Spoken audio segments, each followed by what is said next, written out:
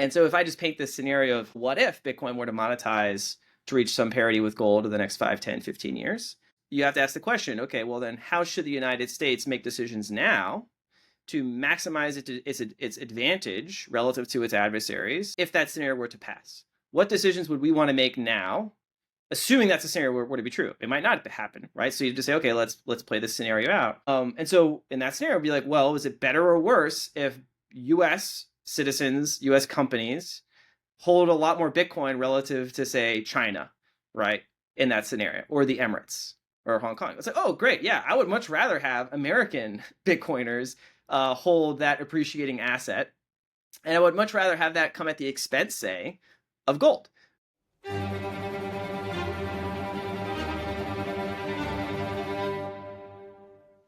Greetings and salutations, my fellow plebs. My name is Walker, and this is the Bitcoin Podcast. The Bitcoin time chain is 862015, and the value of one Bitcoin is still one Bitcoin. Today's episode is Bitcoin Talk, where I talk with my guest about Bitcoin and whatever else comes up. And today, that guest is Matthew PINES. Matt is the Director of Intelligence at SentinelOne and a National Security Fellow at the Bitcoin Policy Institute. He's also just an all-around fascinating guy, and we get into geopolitics, UAPs, and the national strategic implications of Bitcoin, among many other things. Before we dive in, do me a favor and subscribe to the Bitcoin Podcast wherever you're watching or listening. Give this show a boost on Fountain if you find it valuable.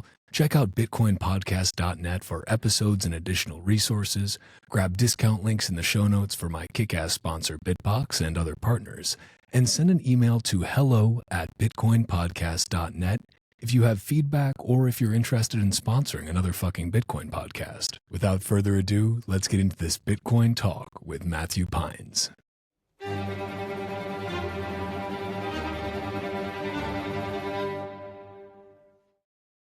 All right, now we are officially doing the damn thing. Matt PINES, Matthew PINES. Do you prefer Matt or Matthew, by the way? Matt works, saves on a syllable. A man of efficiency. I like that. It feels like it's been hasn't been that long since Nashville, but it feels like it's been a long time. I don't know if there's weird like Bitcoin time dilation at play here, but that's how it feels anyway. It feels like there's like, the whole like some decades where, whatever weeks happen and weeks where decades happen or whatever that is. I don't know. I feel like that's really like Bitcoin takes that on steroids to some degree. But how you doing, man? I'm doing well. Yeah, no, Nashville was busy. Those are always exhausting weeks. And so, yeah, like the decompression that takes place kind of distorts how you think about things. It consumes your attention for those few days and then, back to the grind. Yeah. And the conference itself, while it is fun, it is also a bit of a grind. Like it's a fun grind, but there's a lot going on this year too. Like very obviously, like you have a bunch of politicians there from all sides and center of the aisle, and obviously a former president there. The Secret Service attention was pretty interesting. Clearly they were on high alert then, but I don't know. And then we're getting close to the election, and it feels like there's been a lot of wildness happening. Like we just had Trump officially like go on that Twitter Spaces and launch this. I'll say shitcoin, although it might be a stable coin shitcoin. I'm not really sure. Unclear. I know there's like 63% of it's available to the open public, so at least it's not like 20%. But then last night, all of a sudden, you see pictures of him at PubKey, which I've still been meaning to go to because it looks awesome. I saw you have been to PubKey before, yeah? Yeah, I spoke at an event there last year, and then I was actually in New York, I don't know, a few weeks ago actually, and I just drop by there to get a burger because I love their smash burgers are really good. But yeah, actually I'll be up there on September 30th for an event in the evening promoting a book that I contributed a chapter to with some other folks with sort of national security, foreign policy background.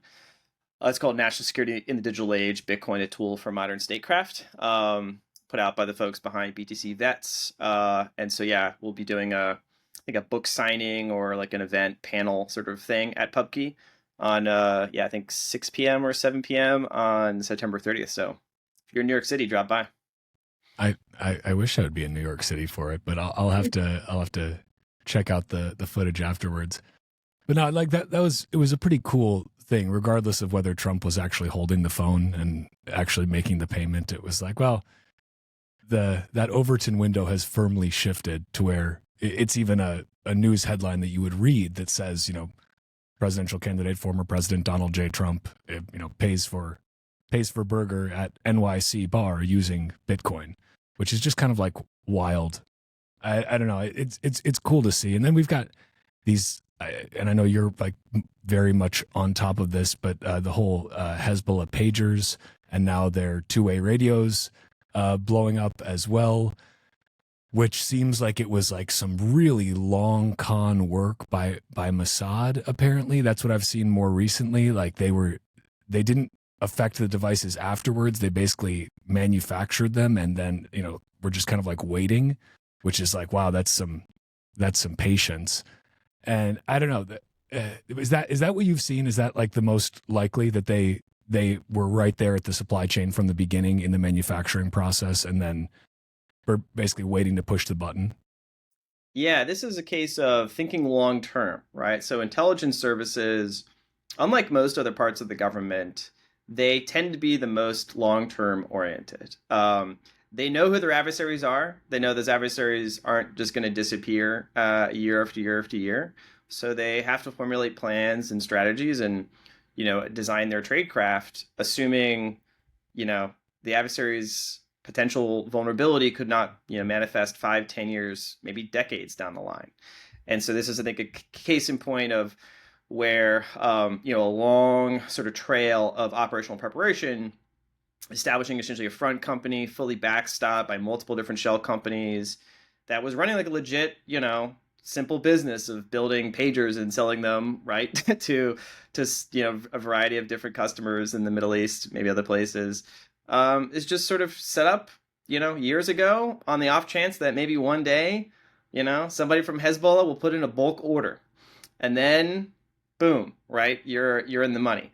And so, you know, you should assume that there are many cases like that, many sort of, you know, shell companies and front organizations that have been set up for a wide range of different operational tradecraft purposes that just haven't, you know, struck gold yet. And most of them probably don't, right? And so this is the thing, right? Most of them probably just sit there and there's, you know, they fizzle out after at the end of the day, right? They just don't work. But the ones that pay off, this is what you get.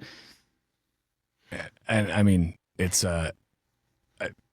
without saying too much personally, I work in an industry somewhat tangential to communication, let's say, and we've had people reaching out already that's like, hey, is this something we need to worry about?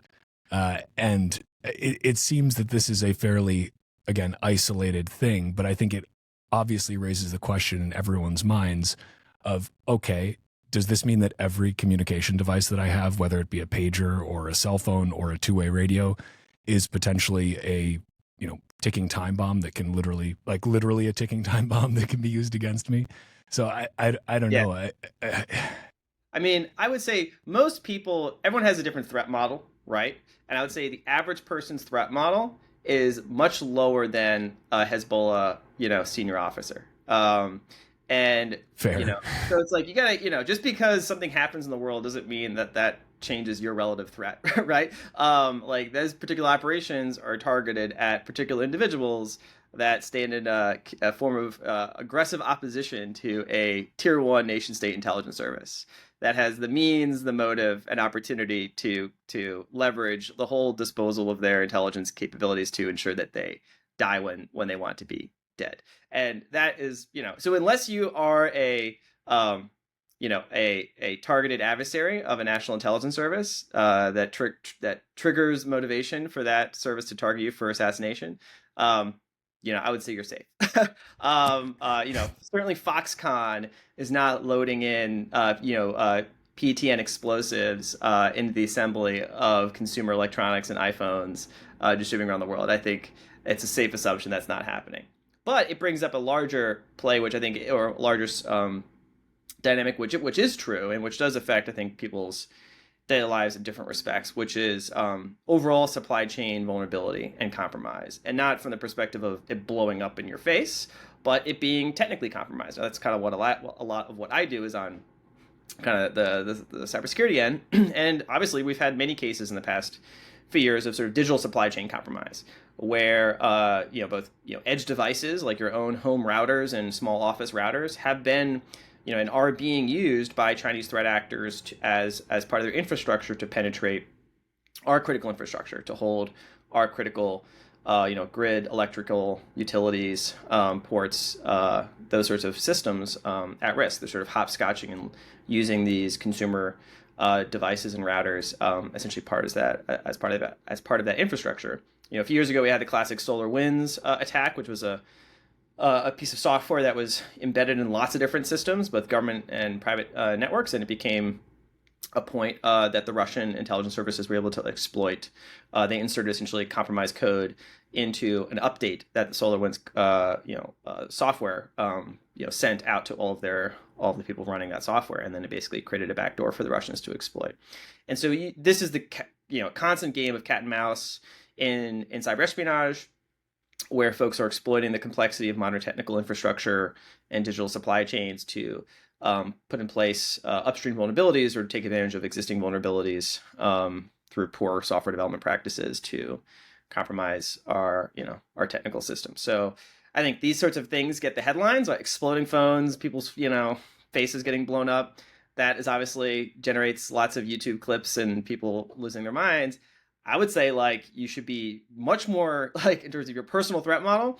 Right now basically the NSA has come out and said effectively we have been unable to effectively deter or kick out the Chinese threat actors from our critical infrastructure. So as we speak, if China wanted to, right? It's a question of if they want to, right? That's a whole different thing.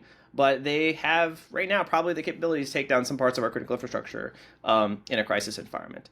And most people aren't tweeting about that. That doesn't seem front in mind because it doesn't show up as a 30-second clip, right? But it's, I would say, a much more realistic threat for how people think about the impact of these sorts of activities on their daily lives.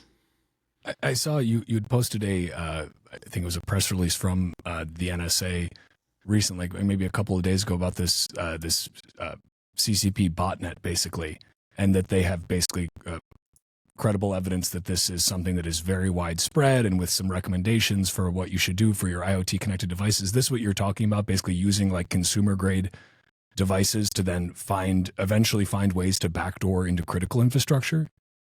Yeah, so there's a pretty complicated set of different tactics that nation states like China use. And it's kind of this game of they build this infrastructure up, they start to operationally deploy it. As they start to use it more and more to target more and more, parts of our infrastructure or private companies, we sort of start to pick up on it, and then we develop a large operation and try to take it down. And China then learns, and they spin up another thing. So yes, so that's a great example of this. It probably happens every 6-12 months or so. Is this sort of pendulum between they build something up, it works for a while, we take it down, they adapt, we try to keep up. So there's this constant game. And yeah, I would say, it's definitely. I wouldn't say this is the most recent takedown is the end of this sequence, right? This certainly is a operational hit to some parts of their infrastructure, but they'll probably be up and running in a different way pretty soon, or they're have different mechanisms to do something similar. So yeah, so that's what an example of what I was talking about. Is it safe to say though that the United States is doing that back to them and to everybody that we can? Presumably not our closest allies, but I would assume against Russia and China, we are employing similar tactics so that we all it's like a non-nuclear form of mutually assured destruction. Okay, if we find out you've taken down some of our infrastructure, we'll do it back to you. Is that the general idea? Yeah, so this is where between cyber espionage and say cyber sabotage, there's kind of a difference in doctrine and difference in sort of the logic. Certainly in cyber espionage, we are in the game as much as anybody, right? And that's kind of an old spy game that's considered, fair is fair, right? You spy on me, I spy on you. that's just the game, right? I'm going to get into as many of your systems as possible to snoop on your internal communications, to try to exfiltrate your secret weapons design, your sort of plans and battle strategies, your decision making, your all of that, right? That's all fair game for intelligence services on every side, right? We don't call foul on that. What has emerged in the last several years as an increasing concern and potential source of instability is the use of cyber capabilities for strategic deterrence, right? So we've obviously invested a lot, lots of electronic warfare or cyber attack to disrupt, say, battlefield systems, to be able to interrupt, the communication systems on a destroyer, or to hit out, to prevent the F-35 from communicating. Again, fair, right? Battlefield context, military target, fair to try to go after that and have the capability to hit it. What's become a bit more of a delicate issue is targeting civilian infrastructure for strategic purposes. So, being able to developing the capability to say to turn off the power to a city, or to take down a port, to destroy, through remote means, water treatment facilities, so potable water in an area is suspended, or could have cascading effects on public health, taking down hospital systems if they don't have backup power, and could lead to loss of civilian lives, disruption of economic activities. And so this is where the line has moved. Russia has certainly used these capabilities in practice against Ukraine. So at the beginning of the war, Russia attacked, and before the war actually had targeted Ukrainian critical infrastructure, specifically their electrical grid, to cause blackouts, to essentially put political pressure on the government. China, though, takes this up a notch, I would say. Their group Volt Typhoon has been named, and this other group is a similar version of that. They sort of have a similar set of activities that we all kind of Microsoft is labeled with their taxonomy. But their objective is to get into our critical infrastructure, and it has like two purposes. One maybe would be like from a perspective like international law, kind of fair perspective, which is to hit military targets, right? So if you're in a war with a country, their military targets are fair targets. So if their military bases, their infrastructure, you can target those to prevent their ability to mobilize their forces and come and shoot you. And so we would do the same to their infrastructure, right? So their military infrastructure, their command and control systems, the things they rely on to deploy military forces, we would target those in a crisis, right? Just the same as we would expect them to target us.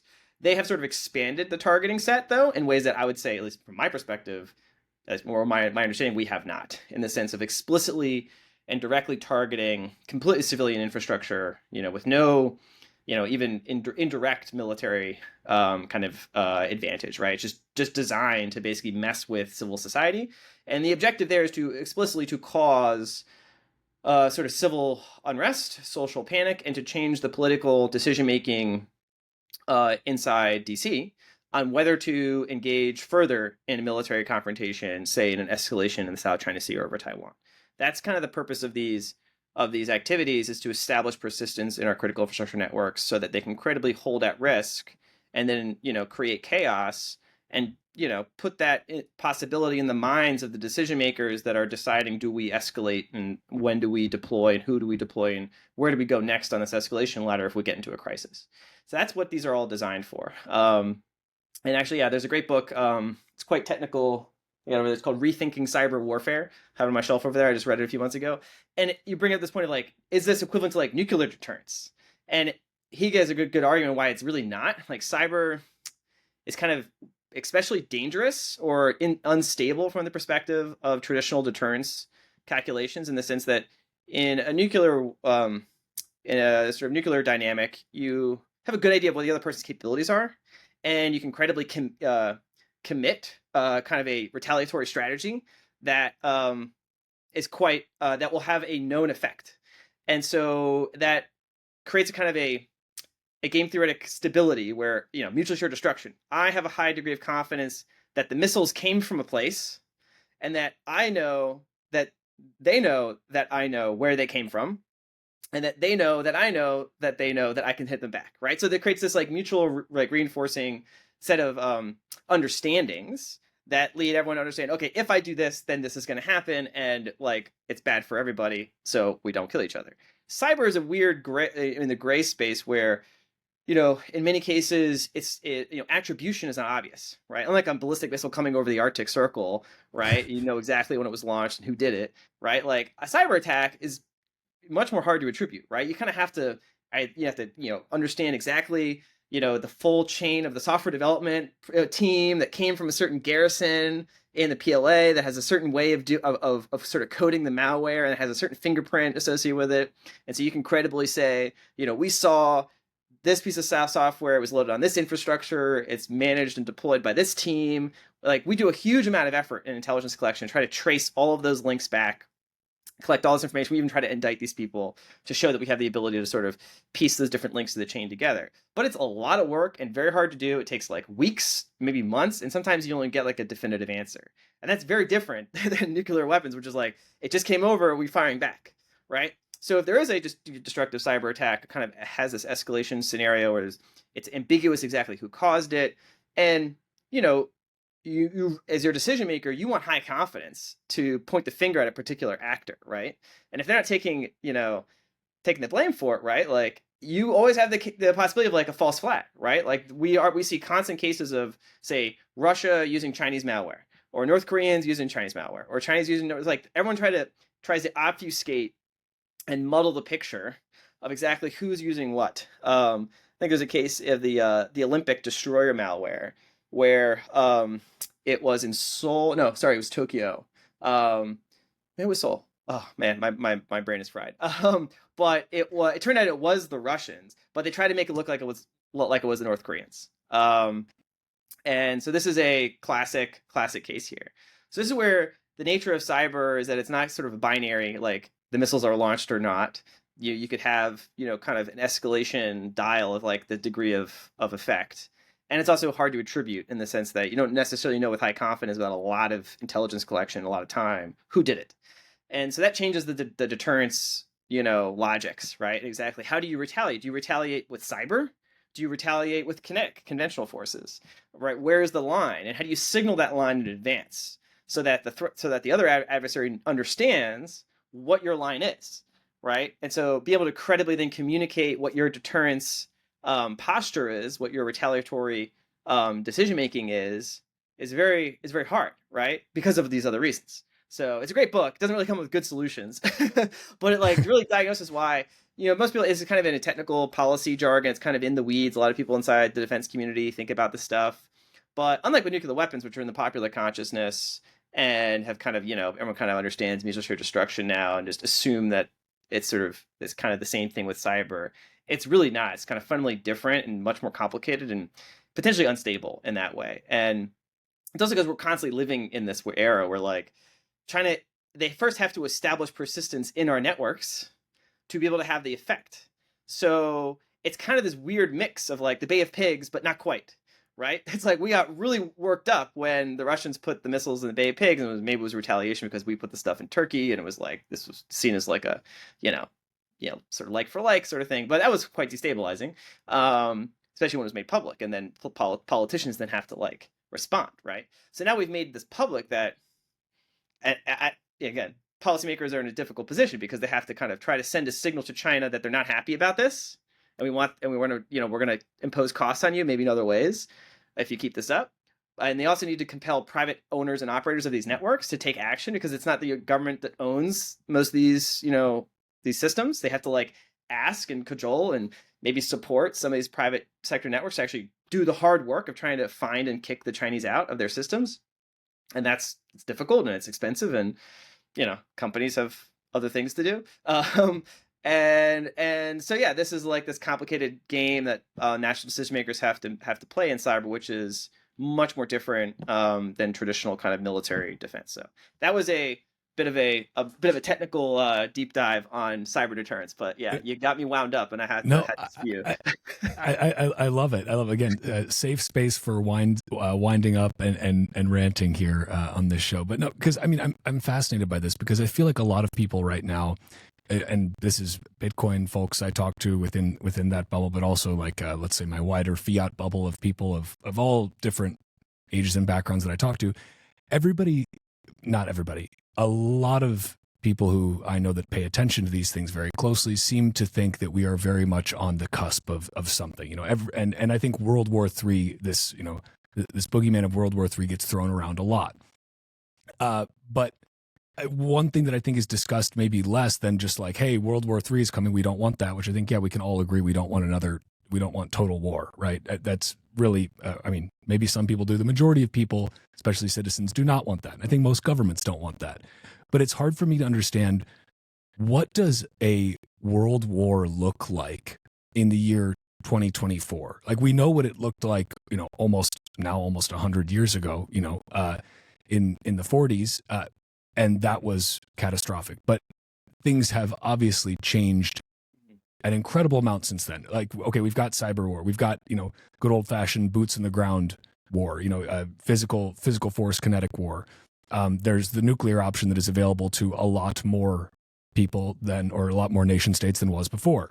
And then you've also got this undercurrent of this information war, which I think that was present, of course, also in World War II. When you look at things like Bletchley Park and, all the Enigma code breaking and all of that. But again, that is now like orders of magnitude more intense, more widespread. And to top it all off, we now have a globally connected supply chain where potential adversaries are actually key parts. Like, if we're looking from the US perspective, potential adversaries are key parts of the supply chain that require us to get the things that we need, like both at a civilian level, but also militarily. So how, like, from your perspective, how do you see, I mean, first of all, do you think that we are under imminent threat of a world war, depending on who gets in office, as some would say, and then, regardless of the answer to that first question, what does that actually look like? Like, what does a world war look like in the 21st century? Really giving me the softball questions here, bro. I'll go harder on you soon. We Don't are worry. we're not close to an imminent world war. I think, despite what like the headlines say, I think they tend to hype things up. We are, though, at, I would say, a higher risk of great power conflict than we have been, in, say, my lifetime, right? So it's like a relative game, right? Like, and because the consequences are so severe, right? Like, any elevation of such a risk should be taken extremely seriously. But I don't think we're at like an imminent risk. I think, most like great power wars require like structural factors that then are triggered with like a flashpoint, right? And so you want to look at what are those structural factors, and then where are those flashpoints, right? Like, there's a drought, a structural factor, then someone lights the match, or there's a lightning strike, and then everything goes up in flames, right? So to like assess the question, to be like, is it dry enough for everything to catch on fire? And then, okay, if it is dry enough, where and how likely is there to be a spark, and where would the spark come from, right? So that's, to answer your question, you have to like do those separate assessments and then pull them together, right? So the first is, what are the structural drivers of risk between great power conflict? And I think those are clearly on the uptrend, right? There's kind of the global system, you can imagine, essentially is undergoing like immense stress, principally driven by kind of a changing balance of power dynamic, right?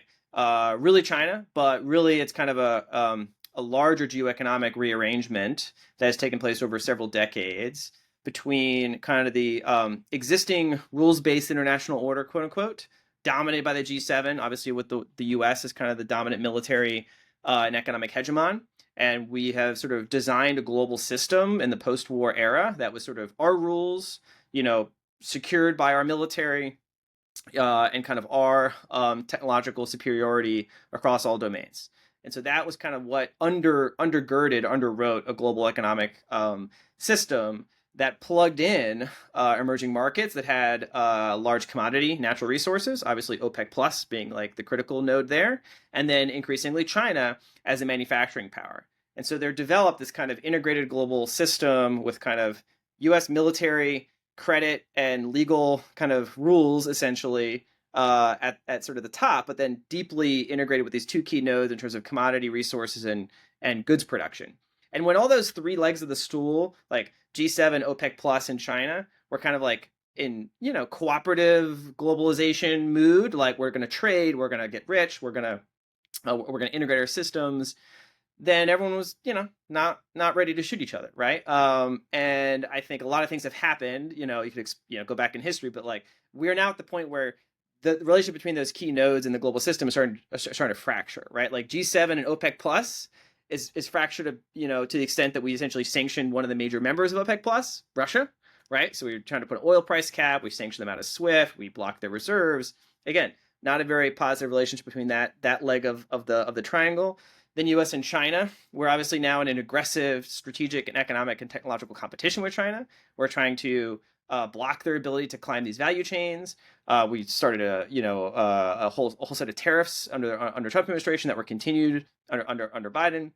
We've doubled down on kind of economic and technology and and currency war essentially. It's been like a tit for tat, but blocking them from advanced semiconductor technology, really trying to like strangle their growth.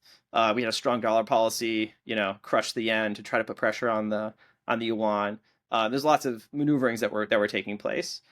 And in response, right, OPEC Plus and China have then tried to like form stronger bonds. You've had kind of the increasing flirtation with the digital Silk Road, kind of export model, kind of aggressively penetrating into Asia and Africa, maybe even on the margin, clearing and settlement systems being constructed using cross-bridge CBDCs, using gold as sort of a sort of intermediary sort of reserve asset to settle trade and maybe even denominate some of the commodity trade in yuan. So there are these dynamics taking place that are leading to stress on the legacy system.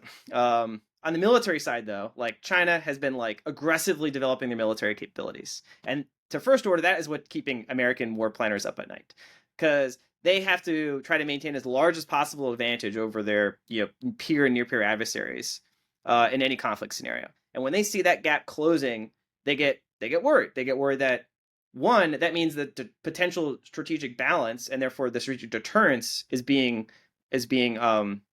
diminished, and therefore the confidence that say a leader like Xi could have in successfully prosecuting a fait accompli blockade, quarantine, or outright invasion of Taiwan climbs as more and more Chinese ships come off the line, more Chinese missiles come into service, more Chinese satellites get launched, more and more of our infrastructure is compromised, more and more of our political system is sort of paralyzed. So like these are things that sort of keep pushing us in this direction where you'd have to say at any given point, looking backwards, is China more or less likely to try to make a run for it in the Philippines or in Taiwan? And it's not objectively like likely, but it's getting more likely, on a structural basis, right? And certainly those are the flashpoints then you would have looked for. Like Eastern Europe, I don't think we're going to go to World War III over Ukraine. We're just not. It's not a strategic core interest of the West. Like we will keep trying to ante up, and maybe make risky mistakes, but like as a matter of like strategic logic, we're not going to go to World War III over Ukraine. We just aren't going to do it. Same thing in the Middle East. I think strategically we don't want to do it. Could we be dragged in through an escalation between Israel and Iran? Those are always like the flashpoint risks in the Middle East. I'd say that's not unlikely, especially if Israel and Hezbollah go like take it up a notch, and Israel actually decides to invade in the north at sort of above the Litani River to try to clear space to get their population has been evacuated out of the north back to their homes. And if they do that and they actually have to go after Hezbollah and take down most of the military capabilities, then that could force Iran's hand, and Israel might decide, let's just rip the Band-Aid, let's go for it. And if they do that, like they're gonna bring us in, right? Like it's just like we're just gonna be sucked into that, which would not be good. Would that be a World War trigger? Hard to say. I would say it's unlikely that alone would lead to global war. I mean, Russia's got their hands full. China would not obviously be involved in that particular theater. It'd be a regional war. It'd be fairly destructive economically. Obviously, oil would go bananas, and it would be a mess in the Suez Canal, and trade would be disrupted. But it would be be bad. But the main effect of if that were to escalate would be distraction and attrition of U.S. forces that would potentially raise the risk of China, right, getting frisky. And that is really where, in terms of world war, that's probably the, on a relative basis, the most likely place it would happen, right? Whether it's an accidental escalation over, this boat in the Philippines that they claim on the Sierra Madre, this little speck of island that we have a mutual defense treaty to protect, and China is aggressively trying to push the Philippines off of it. And so that's a point. Obviously, Taiwan is the big one. So those are the flashpoint risks. I would say it's risky enough that like it's a topic of serious conversation among people that like I engage with professionally, right? Multinational C-suites, boards, they are making and changing business decisions based off of that risk, right? And it's always a risk game, right? And the question is, for different companies with different operations, different dependencies, they have been making changes to their supply chains, their network infrastructure, how they think about their go forward and their go to market strategy, knowing that now China is just a riskier place and there is a risk of a war. And obviously, a full on war would be a massive risk, right? But they don't discount all of that. They just discount whatever their risk assumption is. But that often is enough to make material changes to and spend lots of money to, say, rebuild some of the infrastructure, move out supply chains, find alternative sourcing. And so those are real effects that are happening now because the risk perception of such an event has gone up, on a relative basis among that cohort. So that's your first question. I'd say, I don't know. People can come up with like subjective probability assessments and just making up a number. I don't think people will have high enough confidence. For me, it's not like I'm going to go, to the mountains tomorrow, right? Maybe next week. And if you want like a slightly more heterodox, and I don't know. Again, I was thinking in terms of different probabilities. I don't have like a single thesis.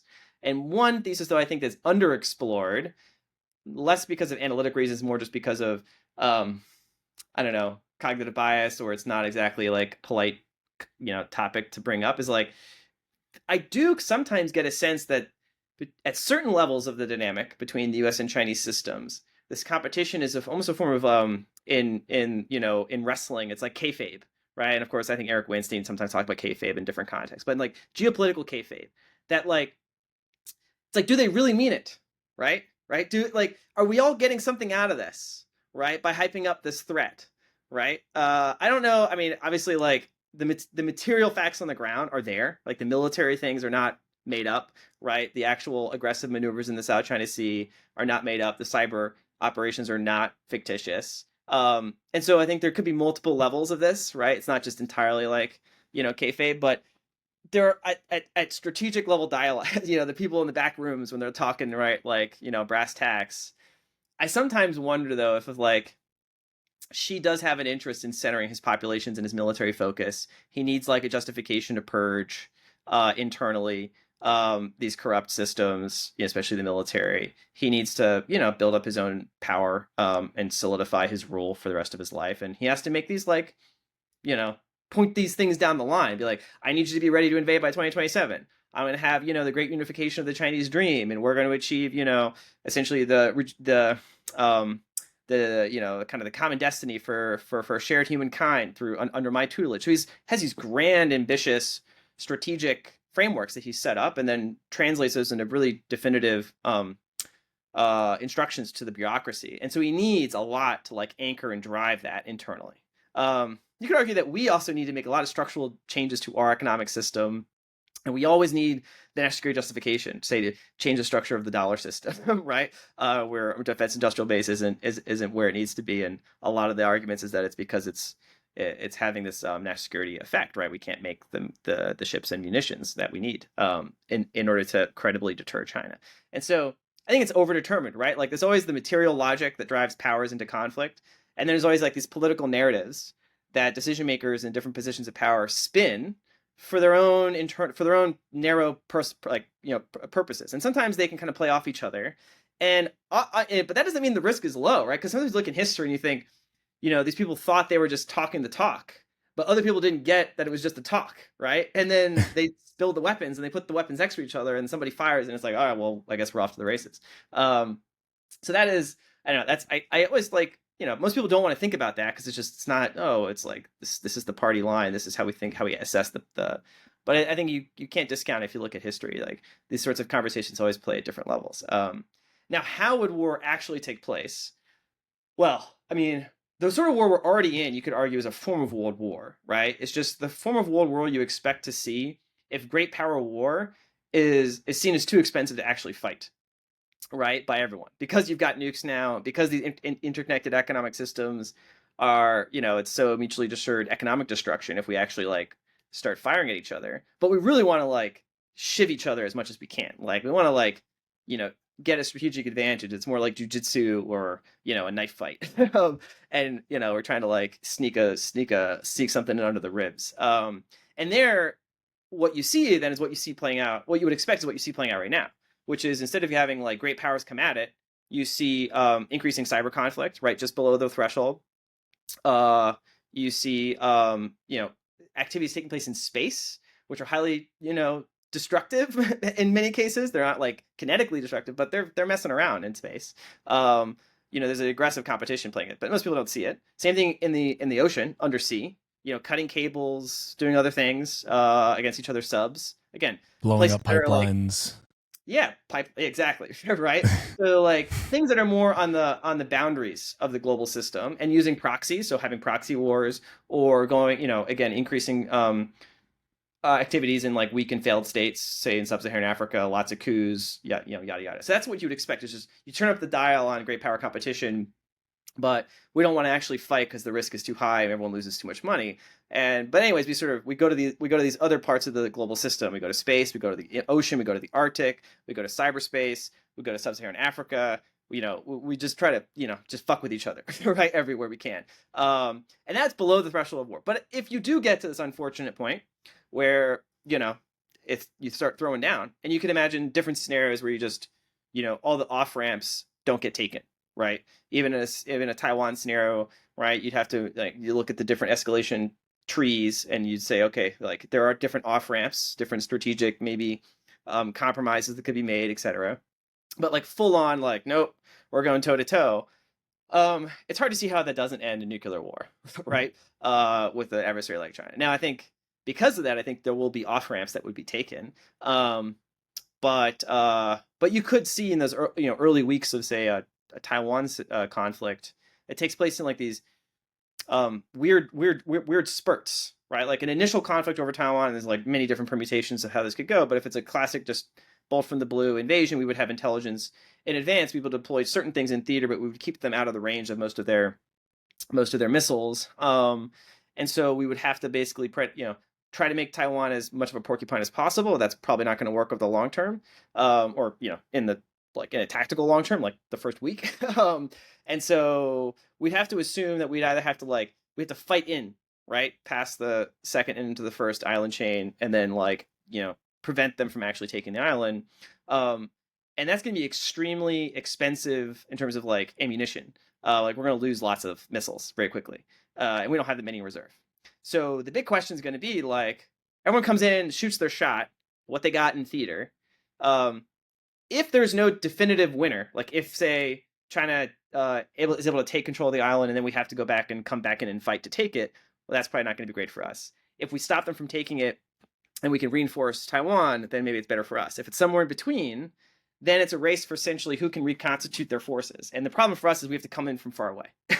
And we don't have as much industrial capacity. China can make 1 million drones and 10,000 missiles, right? We can't. And we have to go, thousands of miles. They have to go like 50.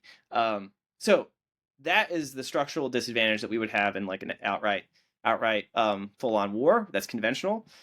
And so ironically, we may be the ones that need to escalate to their infrastructure on the mainland, hitting factories, hitting infrastructure, and then they might then see that as justification to retaliate over here. And you can imagine conventional ballistic missiles hitting U.S. infrastructure. Like that would be like a different thing. We have never had that happen, right? Imagining the homeland be hit. I mean, maybe Japanese balloons happened, right? But like that would be a different game. Like actual hypersonic missiles hitting U.S. targets in CONUS that are not nuclear, right? But then people would be like real freaked out, right? Because that's just a different thing on the next missile, and it's not, and it's bad, and it's off to bad news land. So, but yeah, I mean, space would be a mess. It would be mostly a submarine war. It would be, yeah. I mean, you could game this out to the cows come home. I hope we never get there. It would be Yeah. pretty terrible. The last thing I'll say on this, because I could talk about world, is that if you look at history, though, usually in those scenarios where it's like, you get into the great power, the gloves are off, and it's like a war of almost national survival, or a war where all the strategic stakes are on the line. That is when you take all the special goodies that you've been working on, all the ace in the hole capabilities that you've poured billions of dollars in, black programs for. This is what they're for, right? So I would also expect a whole bunch of stuff to come buzzing out, that nobody knows about, that are designed to you know, stop it, or intimidate, or you know do some new things. I mean, that's what we did during World War II, right? We brought all the goodies out. We made a bunch of new goodies really quickly. Some big stuff, using novel physics. And so, you know as a country, you always want to keep those ace in the hole capabilities in reserve, and you don't just use them in Afghanistan or Iraq. You don't use them against, you don't give them to Ukraine. You hold them only for when the chips are on the line. Um, so that's the part that's very hard to game out, though, right? Is like exactly what's tucked away, that we would bring out. Exactly what can those things do? Um, you never know until they You open up. know, Matt, I feel that I might be being set up right now to ask about something else because we're talking about novel physics and things that may be, unknown to our adversaries currently, or maybe unknown to us from our adversaries. And what has to come to mind, of course, is UAPs. And because obviously a lot of people think that maybe UAPs are just, these are just super secret military programs, either us or our adversaries. And that's just what they are. This doesn't represent anything else. This is just, the government has governments around the world have massive budgets for defense, and of course they're trying to get out ahead of things.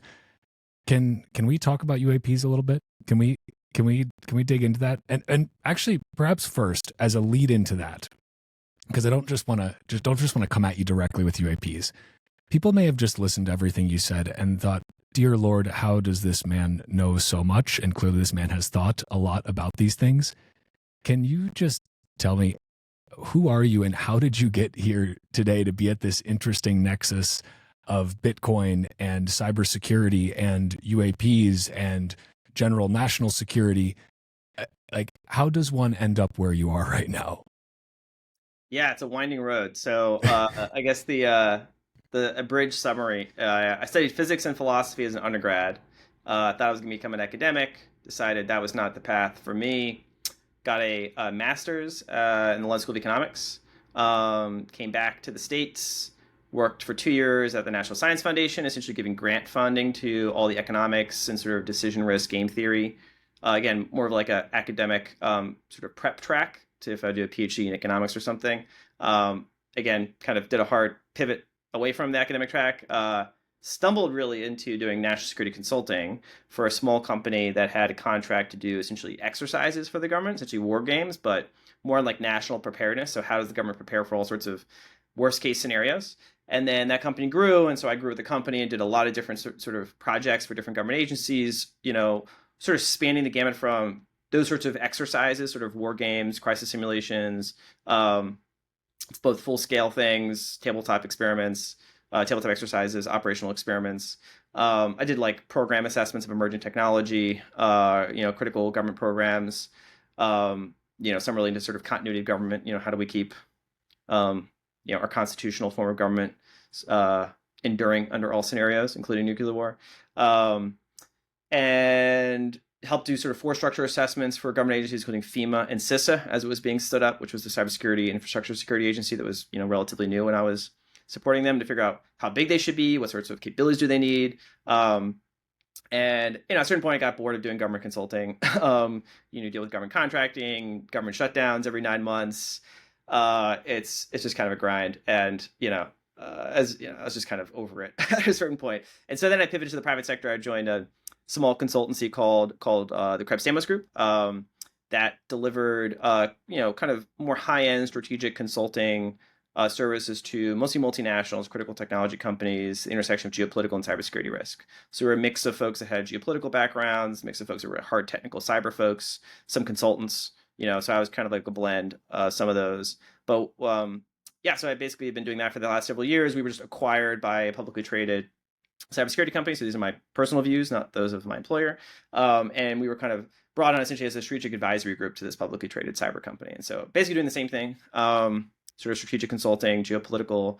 So I'm the director of intelligence for this strategic advisory group. Bitcoin is a sort of a parallel track on like my own personal journey, getting interested in this, several years ago, 5, 6 years ago now.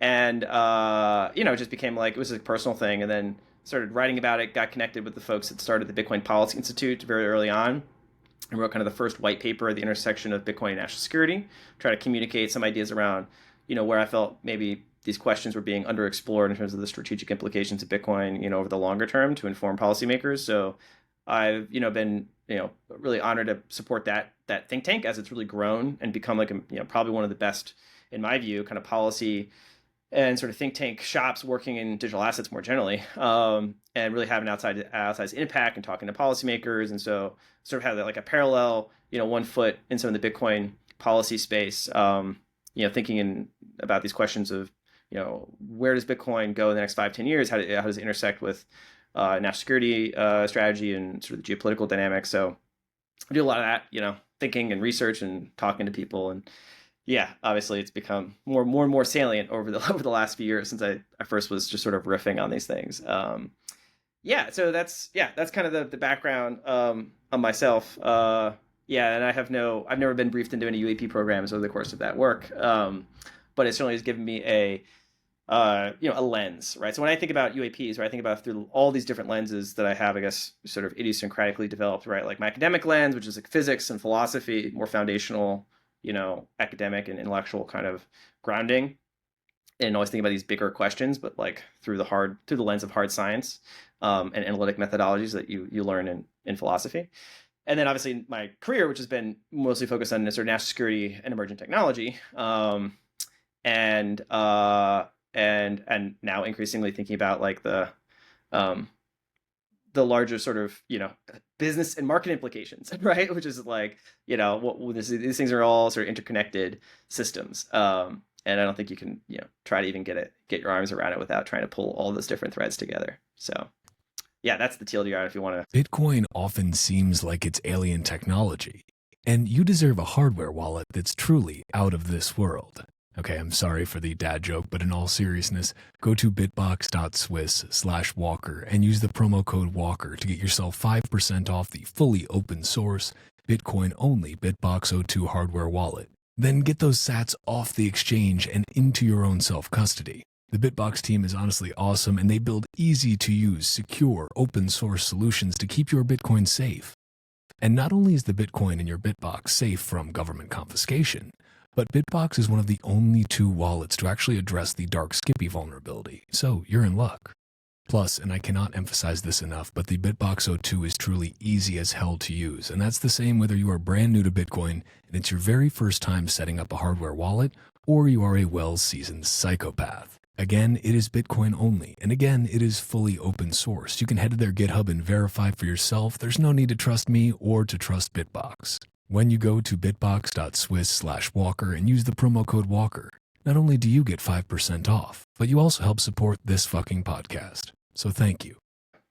It's a great TLDR, and I mean I think that your kind of, let's say, interdisciplinary and interoccupational background makes a lot of sense when people like it's.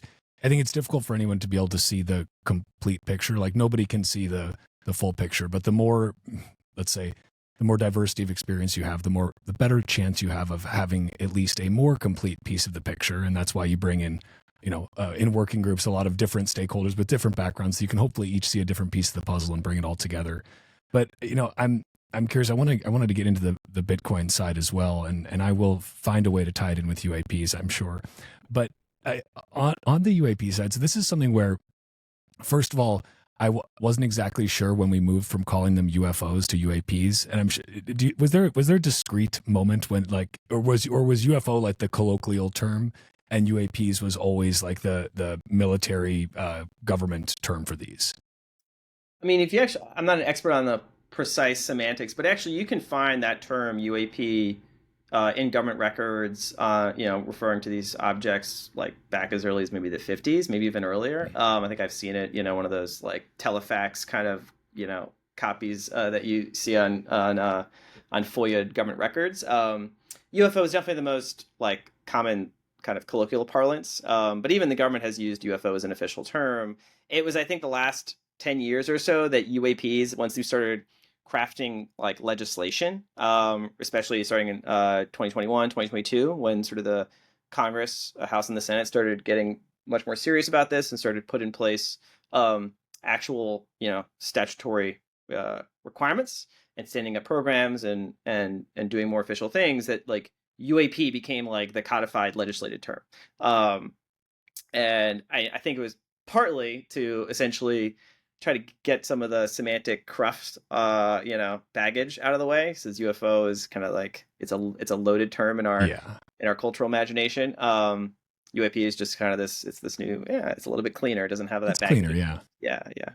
So I think I'm maybe misremembering one of the various UFO UAP documentaries I've watched, but I want to say it was like unidentified flying object was like the first time something was reported in a newspaper about this, and that's just like what they went with for a headline, and it stuck. Could be wrong on that, but so what's interesting to me is that until I actually started paying closer attention to this, I kind of had the just general belief that, first of all, I hadn't really thought about it that much, and was kind of like, oh, okay, yep, this is, maybe this is the government trying to distract us from something else, just to put out this BS about, aliens and whatnot.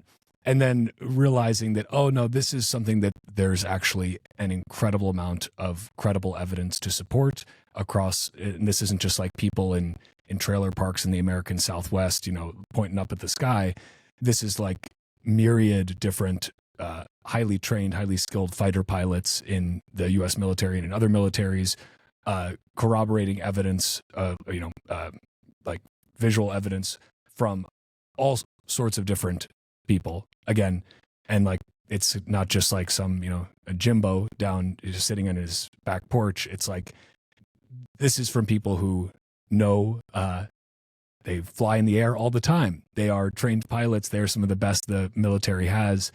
And they independently come up with similar reports for these types of things. And so then it becomes a question of, okay, one needs to accept that there are these phenomena like that exist. They do exist. And then what does that actually mean? And I think that's where a lot of people, myself included, start to struggle a little bit, because it's like we still, there's all that coded language from, you think of Little Green Men and all the typical tropes. But there's a lot of potential explanations. There's a lot of potential implications. I'm curious, as a starting point, though, was there a moment when you realized, like for you personally, you said, okay, this is very real, and this is something I need to pay attention to, and this is something with massive implications? yeah, it was a evolutionary process since, I would say, 2017. But I had sort of I had been preloaded with maybe a disposition early on. I'd read The Hunt for Zero Point. I was a physics nerd and I was interested in national security stuff. And I always thought, of course, the U.S. government's got some special toys that we've cooked up, and that's what UFOs are, basically. That's like sort of my baseline assumption has always been like, it's what it is, right? We just got special stuff. And so then 2017 came out, and of course, because I'd taken a bunch of national security oaths, and I was like very much, okay, government's, that's the reason why we've got that stuff, for the rainy day. But I don't really need to spend a lot of time, looking at it, right? It is what it is. that's why I was a little bit confused in 2017 when we started, coming out with these news reports about there's a Pentagon study. We're looking at all this other stuff, and it's like, wait, did they not talk to the guys with the special stuff to deconflict it? It was actually okay. That's my explanation. I was like, why this is some sort of wires being crossed, really secret special access programs that these other people weren't read into, and fighter pilots are misreporting something that's actually a secret program, and because that does happen, right? That's very often like you see some weird thing and you're just a Marine or you're a fighter pilot and you're just in the area and you see some weird thing and it's like, actually, guys, that's ours. Don't worry about it. Yeah. Yeah. So that's just was my baseline. And then, I'd say 2020. When was it? There was I forget the timeline because COVID kind of scrambled everything. But there was an initial story in 2020. So there was an initial story in 2017. There was another story in 2020 that came out that had the story of kind of the programs that Harry Reid had helped fund, and there was a quote from Eric Davis, who's a defense contractor he's a physicist for the aerospace corporation, highly cleared DoD guy, and he basically said like he had given briefings to the Senate on off-world technology, and I was like, And so that's when I started paying much more close attention. I'd say 2020, but of course that was COVID era.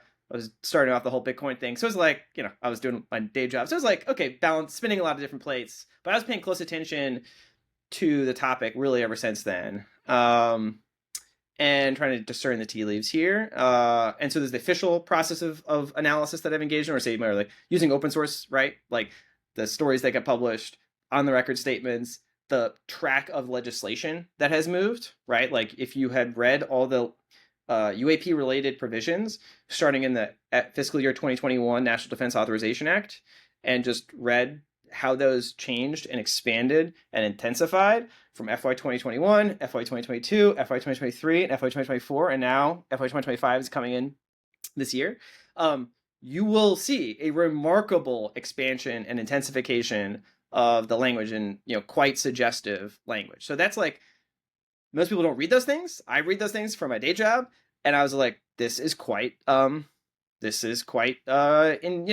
revealing of something. Exactly what it's revealing of is not clear, but that trajectory, that arc, gave me increasing suspicion something really serious is going on here. And then I just sort of had developed over the years personal relationships, high trust with a number of individuals where, when you express serious professional curiosity and you treat the subject, with the rigor that it merits, folks that want to engage will engage, right? And then you develop networks of such individuals that, give you different pieces of information. And, I've had a number of conversations over the past, I'd say 2 years, and those have intensified over the past year, I would say, where individuals of increasing professional rank and stature, significant stature, folks that have had very serious positions of national responsibility in American history and national security leadership. And when those sorts of people tell you things, you take it very seriously, right? And then you put it together with a lot of other, similar information from many different sources, and you go, okay, there's something very serious happening here. This is not the pop culture trope that has been sort of coded into my brain. Had to kind of rewire that, and then take a fresh look at the situation objectively. And I'd say it's a very serious situation. And so that's where I am, right? This is certainly no laughing matter, and it's not a figment of anyone's imaginations. Now, how we approach it from many different perspectives, sociocultural, national defense, human identity, like these are obviously the questions, but those are the questions I think now we need to have serious frameworks for. And you can have those conversations now with less of a risk, probably across different sectors, less of a risk of being thought to be just some kook. That you can have those conversations and actually have them without people kind of giving you the side eye. I'm sure there's still plenty of side eye going on, but Yeah, I'm curious, based on what you've seen or your own opinions, in a general sense for UAPs, do you lean towards more of a single origin or like multiple origins for what we have seen, what's been documented, what we may still see, uh, regardless of what that origin or origins are? Do you lean more towards a single genesis of these things, or this is potentially a multiple origin phenomena? I mean, yeah, there's like a long chain of, I'd say, analysis of variety of different circumstantial facts that you have to weave together to then push you in the direction of credence along that final set of propositions, right? That's like how I'm like that's like at the end of a long branch of like of analytical activity, right? To be able to say, okay, from across all these different apparent sets of phenomenon, data collection from our high fidelity sensor platforms, uh, information from witnesses and whistleblowers that have firsthand knowledge relating to these legacy programs that have existed for many decades under official secrecy that maybe have evaded certain mechanisms of congressional oversight, to retrieve and exploit technologies of unknown origin, biological materials. um, I don't even know if those folks running those programs have a high confidence assessment Hmm. of that question. So I certainly don't think Fair I, enough. I I can state a high confidence assessment. I would say that the apparent morphologies, and these have been reported by the office in the Pentagon that has reported, again, it's their integrity has been questioned. Maybe it'll be on better footing with the new director now, but at least they've put out some statistics on some of the reports that they have now been officially required to pull together. Um, and they have like a nice helpful pie chart. You can go to Arrow's website. The All Domain Anomaly Resolution Office is its name, created by statute. Kristen Gillibrand, who's the senator from New York, also a pro crypto senator. She's the chair of the Emerging Threats Capabilities Subcommittee on the Senate Armed Services Committee, and she's Arrow is kind of her baby, and I think she stood it up and is wants to see it succeed with this new director, especially. And they have a nice helpful pie chart of like the different morphologies, right? Spheres, orbs, um, different geometric shapes, cylinders like a tic tac shape. That's the classic sort of, that was the classic case with David Fravor, and Alexander Dietrich, the Navy pilots, and so yeah, like that's all sort of phenomenological evidence of like different morphologies. Right now, we make different morphologies, right? So like, you saw an F-16 and B2, it'd be like, are those two different species? No, it's the same species, just making different stuff, right? So, and even if, you have biological materials, right? Well, we are on the trajectory to create synthetic life, right? And like the convergence of a lot of these different scientific and technical paradigms, whether it's artificial intelligence, robotics, synthetic biology, genetic engineering, research on sort of integrating essentially sort of neuromorphic computing. These are all putting in the direction of essentially a convergence of synthetic biology and engineered systems. So you could imagine like an advanced intelligence producing advanced aerospace platforms just as much as they're producing different synthetic biological avatars or pilots. And so those would be very, again, if you get access to that information, okay, that's great. But you still haven't answered your question, which is where are they coming from, right? Or how many different origin points are there? So I think we're a long way from stating with any degree of confidence, like, there's a reason why in the bill that has been introduced last year and has been reintroduced this year by the Senate called the UAP Disclosure Act, they define explicitly technologies of unknown origin. Like, they don't apparently know. They've been told these technologies exist. They're associated with, quote, non-human intelligence, an advanced intelligent life form that the U.S. government is aware of. They define that, in law. And so this is what the Senate has put in language. Now, I think Senator Schumer, in his floor speech that he gave after he went to the floor with Senator Mike Rounds after portions of this bill that were the most important pieces were taken out, this independent review board with subpoena power, eminent domain authority to take possession of these technologies of unknown origin and biological materials. That was stripped out by the House in conference committee. And that's why it's coming back up for a highly contentious set of engagements now in Congress. We'll see if it passes through the different wickets, procedurally. But he in his floor speech refers, and it might have been a slip of the tongue, to technologies of unknown origins. He had a little S there. Maybe that was just a slip, but I don't know. But again, these are all just, we are far out on the branch of the tree. There's a dark forest that surrounds this open clearing, and I'm in the open clearing and I'm reading the statutory language. I'm listening to different senior officials, both current and former, say things, both public and private. These are like things I can assess, I can interpret, right? And then you have the speculative inferences that you want to draw from that relatively limited set of like high confidence facts, and then you're going off into the dark forest. And, part of that dark forest is, okay, who's here? What are they? Why are they here? Where do they come from? And those are the essential questions I think we all know the answer to. I don't have like a high degree of confidence in what the answer to those questions are. What are the what are the point, or like I should say, what are the points where there is a high degree of confidence in terms of just like observable? Like, you talked about the different morphologies that like that is of course something that's quantifiable, right? That's something that you can look at and say, okay, we can make a nice pie chart out of this. But in terms of, let's say, what either yourself or folks within the government and intelligence agencies look at to say, okay, these are the known knowns, or at least mostly known, maybe not entirely. Like for any quote hard facts that are out there, like things that are fairly tangible. What are those pieces that then are the high confidence pieces that then you can take and extrapolate and make speculations based on?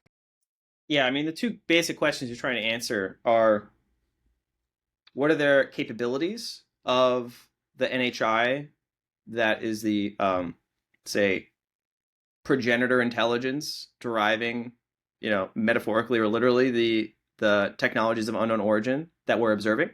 And so you're trying to say, what are those capabilities, right? What can these technologies demonstrate in terms of a knowledge of physics, a knowledge of engineering, knowledge of material science, a knowledge of maybe something more fundamental about the nature of reality. And so that is obviously like one direction of analysis, and you can look at certain data they all come back to. And then there's intent, right? What are they doing with those technologies, right? What is the pattern that we can observe? And can we make inferences about what might be behind those, what might be motivating that pattern of behavior? And so on the capability side, right, like this is where we have, I'd say, higher confidence. At least I have a higher confidence in the observations from our sensor platforms. Now, those can always be spoofed, right? Especially by an advanced adversary that knows the capabilities of platforms and could, create fictitious returns. And so that's why you need multiple sensors, multiple observations, and I think I have been convinced that we do have extremely, well validated, multi-sensor collection on these objects from our most advanced intelligence platforms that allows us to assess, pretty well their performance envelope in the sense of, acceleration, speed, maneuverability, transmedium, that sorts of things. Those are like the 5 observables that had been sort of the sort of colloquial description. These are actually also in that UAP Disclosure Act. I don't have it ready to hand, but they sort of itemize out what are the characteristic observables.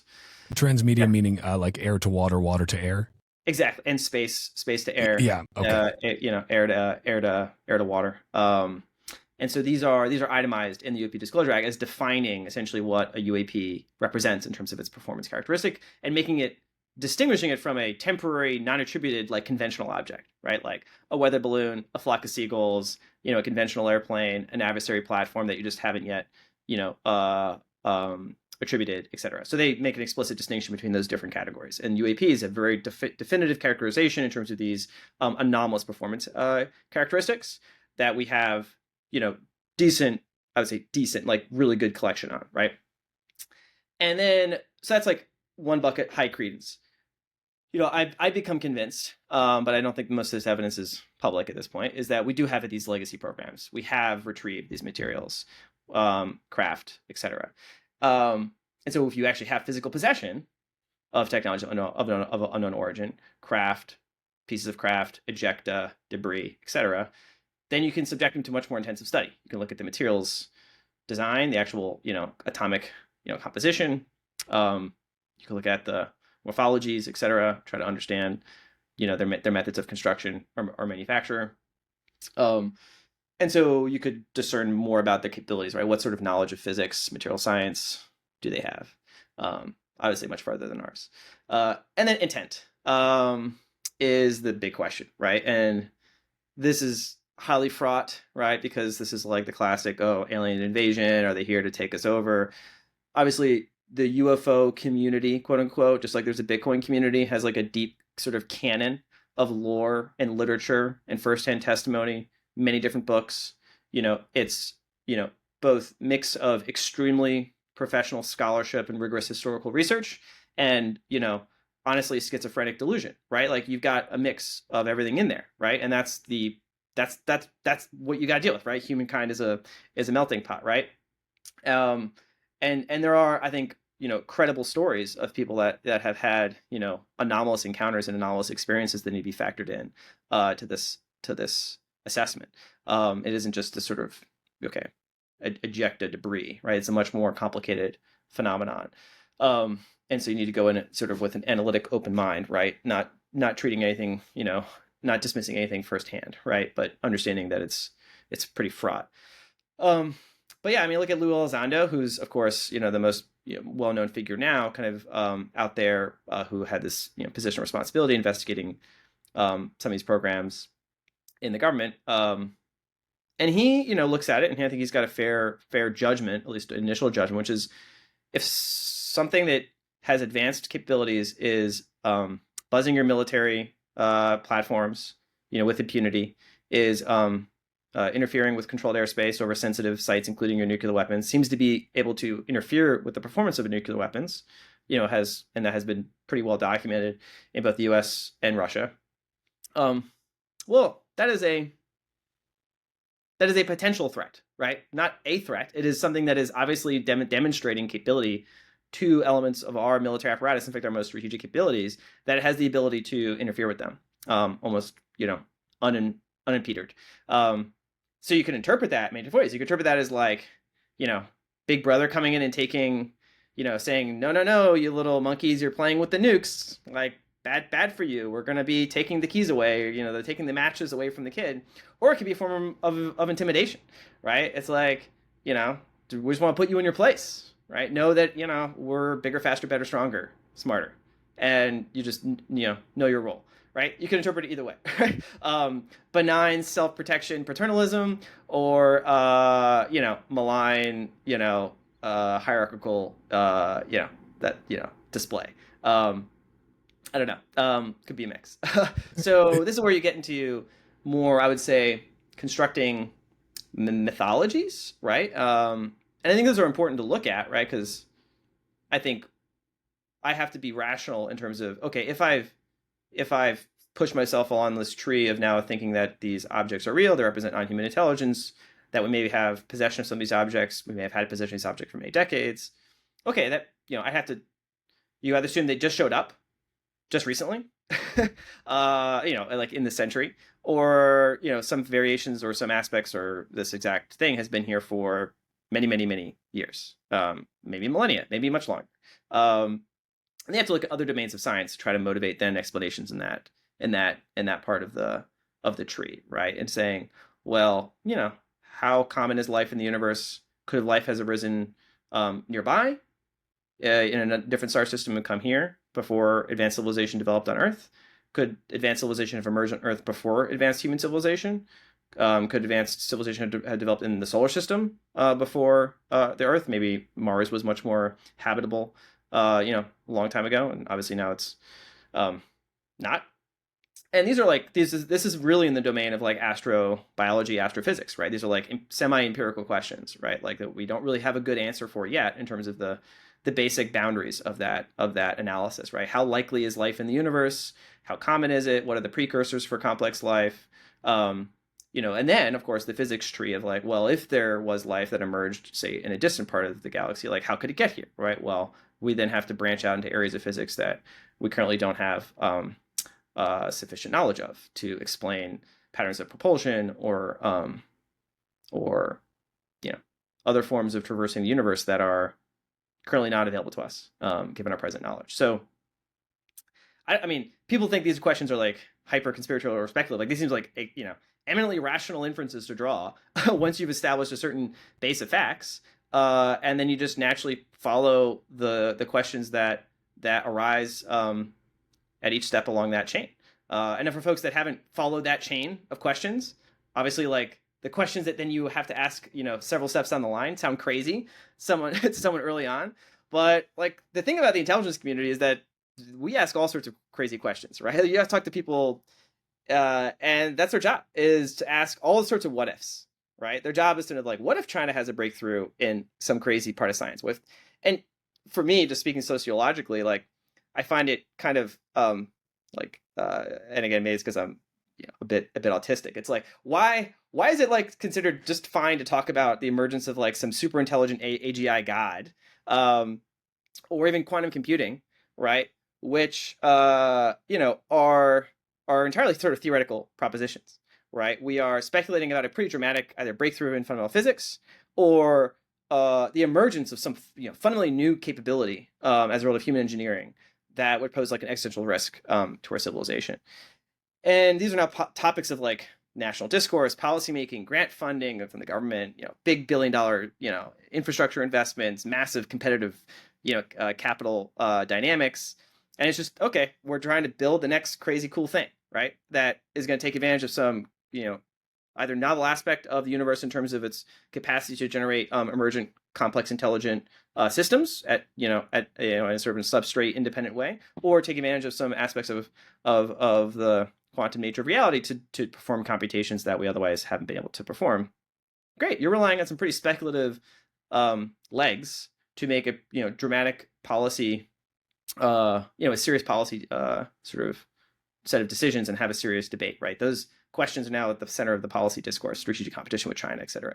UAPs have not moved, even though Senator Schumer, in his speech on the floor last year, he said his like top 4 legislative priorities last year was like China competition, fentanyl, AI, and UAP transparency. So the Senate Majority Leader, for him, these are in the Overton window. These are at the center of the policy debate for him. Most other people haven't quite caught on. And I'll just tell you, the Senate Majority Leader knows a lot more than you do. Right. And he's drafted up this bill, the UAP Disclosure Act, was co-sponsored by him, for 2 years in a row now. Like, I don't know what to tell you. Like, they're trying to, the clues are there if you want to look. Most people just don't look. And so this whole thing kind of sounds kooky. But if you actually just do the basic reading, it's not at all. It's quite serious. And that's where we are right now. Do you think maybe a reason for that, just because you mentioned even like funding or general acceptance of things like AGI or quantum computing, because these things somehow feel almost more deterministic to people, because it's like it's based on things that we already have or already know, physics we already kind of understand and know, versus you go over to the UAP side of things and it's like we don't really understand any of this, so somehow it's like, even though it exists, like this is something that is real, we just have no frame of reference. Like with AGI, we can see, well, like, oh, well, LLMs have gotten so much better in just the last year. Give it 5 more years and we'll all be, serfs of the AGI. Like, I can, people can feel that could happen. Versus with UAPs, it's like, I just went from thinking this was all kooky conspiracy theory to maybe opening the door to like, this is something that I need to pay attention to. And I have absolutely no frame of reference. Like, my only frame of reference is basically limited, government disclosures and sci-fi movies. Like, is that why it's so outside of anything we know? I think people are not looking at all the, say, log charts they should be looking at, right? So the log chart that people look at in AI is the scaling law, right? And that's what is motivating all this attention on AI explosion, right? Is that you have an exponential process. You can plot in a log chart. It's just a line on a log chart. And you look at essentially the capability, the improvement with more training, more compute, right? That's just, it seems like there's a scaling law. There's like a log chart that we can look at and plot, extrapolate it out. I think you could draw a similar, more qualitative log chart just by looking at the legislative text in the National Defense Authorization Act from FY21 to FY24. And I think you'll see orders of magnitude qualitatively more intense, more explicit signaling from national leadership on this subject that you should draw similar inferences as the folks drawing inferences from the scaling laws in AI, right? If you look at that and you're like, oh, this is the direction of travel here, I can't guarantee that this is going to lead to some super intelligent explosion, but I have to be rational and just extrapolate that out, right? I have to understand there's some underlying process that's maybe opaque to me, right? There's like information that's like I'm not an AI expert. I don't work from OpenAI. I don't know what secret sauce they're cooking up or what's on their drawing board, etc. But the observable evidence tells me there's a dramatic process of improvement taking place. It's sufficient to merit serious policy and maybe even personal decision making. I would make an argument there's a similar qualitative inference though that you can draw from just the public record that is available to people, but they just don't assess it. They don't interpret it in the same way because I think it's more socially coded as something you don't look at seriously. It's socially coded to treat AGI seriously. It's not it's socially coded to not treat UAP seriously yet. I think once people do though, they will then reappraise the fully available evidence that's in the public domain to then draw similar inferences. Again, conditional, not like expect that aliens are going to pop out in the next 2 years, but will then have to update their priors significantly. And then could then pursue other forms of information collection depending on where you're situated. Like if you're in certain venture capital domains, I know there are very, very, very rich people, folks that run large investment pools of capital, venture capital, private equity, that are very interested in the subject and for well-motivated reasons, or at least motivated reasons for them professionally. And this is the thing, this kind of this cognitive dissonance is like people have a certain intellectual or cultural crutch that they can't get over. And the thing about it is people that get over that crutch, well, they get there first, right? They understand it before anyone else does. And you could argue Bitcoin is sort of one of those things, right? Same similar sort of process, right? Folks that look at the price chart and a logarithmic scalar again is like, again, does it guarantee it's gonna, Michael Saylor boom case, right? Whatever, $30 billion in 20 years. Again, that's the speculative inference. But you have to then take seriously this log chart, right? You have to take seriously the fact that, this could be actually, there's some process unfolding here that deviates from my priors, my prior expectation of how something like this should behave. And because people are loaded in with a lot of these, pre-structured biases or, ways of dismissing possibilities, that they just don't take the, available evidence seriously. And, the thing about Bitcoin is that the people that took that seriously, again, they got rich, right? Like that's the thing. There was at least a material payoff for that. I don't know what the payoff is for taking this seriously. In fact, this might be one of the reasons why it's kind of hard is because there might be a disincentive. There might be actually a negative payoff, right, from taking this seriously. I wouldn't say that I've gained a lot of psychological comfort or intellectual satisfaction as a result of having pursued, my curiosity in this domain. Maybe it's just the nature of, my own personal compulsion to find things out that has now cursed me with certain information. But that's the nature of the beast here. So yeah, I'm not trying to convince anybody. I mean, I don't know. People can take whatever they want out of this conversation. I just see it as like my obligation to like point at what I think people can easily observe and tell the inferences that I've observed from that plus other information and tell you that, I don't know, I wouldn't want to be surprised. Some people would rather not know these things. That's perfectly fine stance to have. I think it's maybe even a healthy one in certain respects, right? I think people could make their own decisions about whether to pursue this. But our representatives, though, that spend public money and that we ostensibly have oversight over parts of the government that pursue activities in secret on our behalf, well, they should have certain mechanisms of accountability.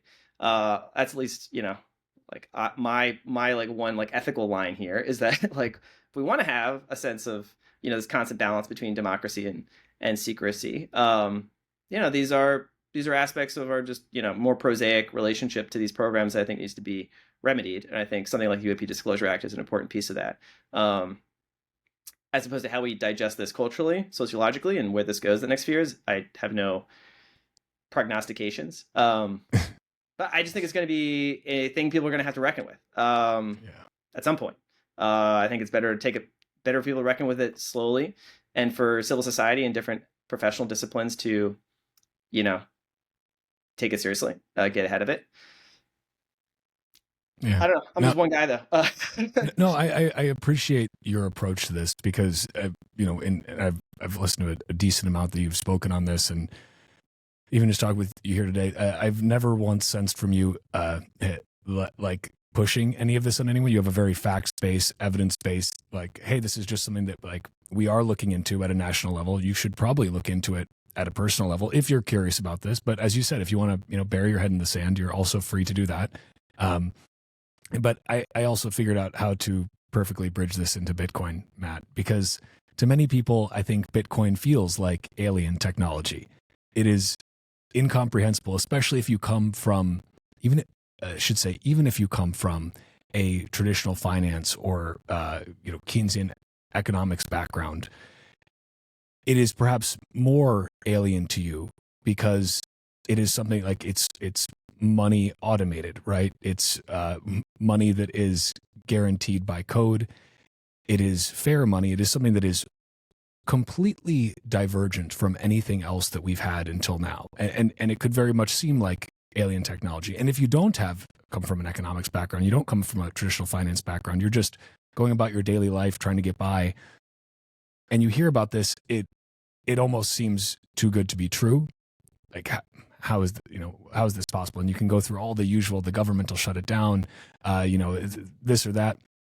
But you've spent a lot of time looking at Bitcoin and talking to policymakers about Bitcoin through your work at Bitcoin Policy Institute. And what I think is fascinating is this idea of Bitcoin as this really strategic piece. Like, yes, this is something that has an incredible amount of impact at the individual level. Like, and we see that across, doesn't matter who you are, where you're from, that's the beauty of it. But at an international level, we now see some of this game theory that has been discussed for a while, probably back in, the original Bitcoin talk forums, because they pretty much hit on just about everything we end up discussing these days. But this idea that nation states start to adopt Bitcoin.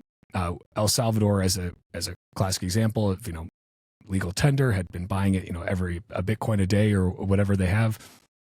Kingdom of Bhutan, who was quietly mining Bitcoin with excess hydropower for a number of years. Now it's more public. You have U.S. presidential candidates who are actively talking about a Bitcoin strategic reserve. You have Senator Cynthia Lummis, who put a bill on the floor for it. How do you talk to policymakers about this? How do you, more broadly, how do you think about this from a nationally, but then internationally, geopolitically standpoint, as far as is Bitcoin adoption by nation states inevitable? Or is it something where not everyone's going to do it, but those that do not will be severely disadvantaged from a strategic perspective?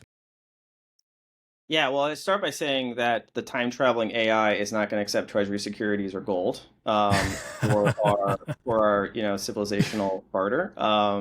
So Bitcoin might be the natural medium of exchange with non-human intelligence. So I lead with that. That's usually Perfect. a good soft opener. But I think but usually, maybe more practically, what gets them oriented toward treating Bitcoin seriously is, the sense that the world is going through, I think, a series of different disruptions, and the patterns and the sort of systems that we've relied on to be stable and enduring over the past, say 40 years, um, can't necessarily be anchored on over the next 10 or 20 years.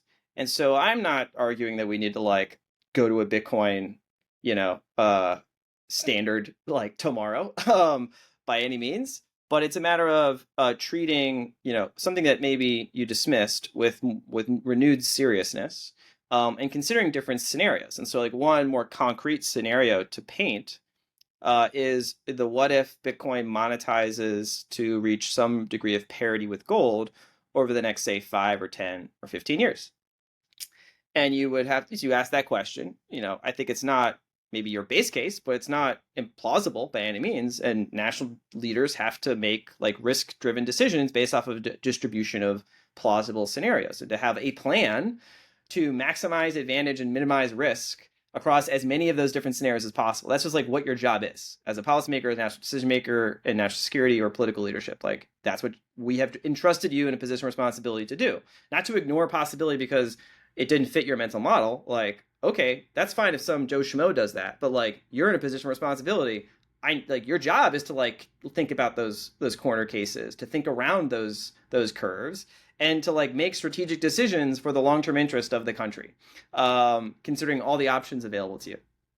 And so if I just paint this scenario of, with the what if Bitcoin were to monetize to reach some parity with gold in the next 5, 10, 15 years, well, then you have to ask the question, okay, well, then how should the United States make decisions now to maximize its advantage relative to its adversaries, if that scenario were to pass? What decisions would we want to make now, assuming that's a scenario were to be true? It might not happen, right? So you just say, okay, let's play this scenario out. And so in that scenario, it'd be like, well, is it better or worse if U.S. citizens, U.S. companies hold a lot more Bitcoin relative to, say, China, right? In that scenario, or the Emirates or Hong Kong. It's like, oh, great. Yeah, I would much rather have American Bitcoiners hold that appreciating asset.